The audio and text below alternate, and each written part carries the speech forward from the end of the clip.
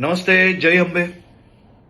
નવરાત્રીનો પાવન અવસર આવનારા દિવસોમાં આવી રહ્યો છે. માં અંબાની ભક્તિ ને શક્તિમાં રંગાવવા માટે ગુજરાતના સૌ નાગરિકો તૈયાર થઈ ગયા છે.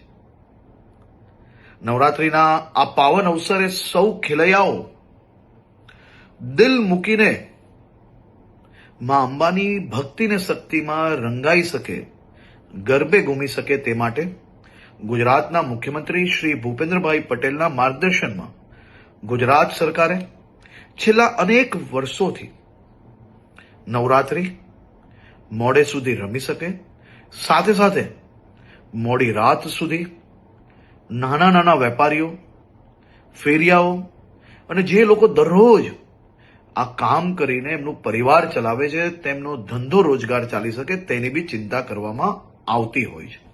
આ વર્ષે બી મુખ્યમંત્રીશ્રીના માર્ગદર્શનમાં આ બધા જ મધ્યમ વર્ગીય વેપારી, નાના વેપારીઓ, દુકાનોવાળા, રેસ્ટોરન્ટવાળા એનો ધંધો ચાલી શકે તે માટે પોલીસને ખાસ સૂચના આપવામાં આવી છે કે 10 દિવસ થોડો લોડ વધારે લઈને બી રાજ્યના સૌ નાગરિકો ઉત્સાહપૂર્વક નવરાત્રી બનાવી શકે તે માટેની ચિંતા કરવામાં આવે.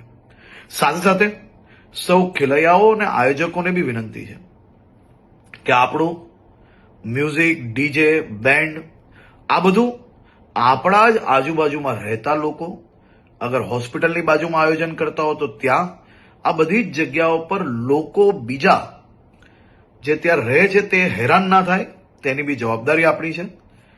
આપણા રાજ્યની અંદર મોડે સુધી ગરબા તમે રમી શકો તે માટે ભૂપેન્દ્રભાઈ પટેલની સરકાર દ્વારા સંપૂર્ણ વ્યવસ્થાઓ કરવામાં આવી છે. પરંતુ સાથે સાથે એક જવાબદાર નાગરિક તરીકે તમે બી સૌ લોકો પોતપોતાનો ફરજ અદા કરશો તેવો મને 100% વિશ્વાસ છે. સૌ લોકોને ફરી એકવાર જય અંબે અને આપ સૌ લોકોને નવરાત્રીની ખૂબ ખૂબ શુભકામનાઓ હમણાંથી જ આપું છું. નવરાત્રીમાં દિલ મૂકીને આપ સૌ લોકો માં અંબેની ભક્તિ કરી શકો તેવી આપ લોકોને ખૂબ ખૂબ શુભકામનાઓ.